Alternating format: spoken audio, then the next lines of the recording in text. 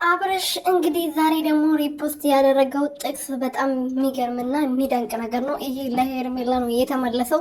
እኔ እቃ አይደለሁም እናንተ ጋር እንደፈለጋችሁኝ የምሆነው በፈለኩበትና የፈለኩበት ቦታ ላይ ነው መገኘት የምፈልገው እናንተ ስላላችሁኝ አይደለም። ወንድ ልጅ ወንድ ውድ እቃ ያለ ቦታው ምንም ነው ያለ ቦታው ምንም ነው ማለት ነው። እና መጨረሻ ላይ ጽሁፉ ተቋርጧል፣ ግን ምንም ነው መሰለኝ እንደዛ ነገር ነው ያየሁት። እና እኔ ውድ እቃ ያለ ቦታው ብለዋልና ውድ እቃ ደግሞ ሩትዬ ነች። በቃ ውዷ እሷ ነች። እሷ መርጠዋል፣ ውድ ነገሩን መርጠዋል። ሄርሜላ ምንም ነች፣ ለሷ ዜሮ ነች። በቃ አለቀ። ገባችሁ አይደለ?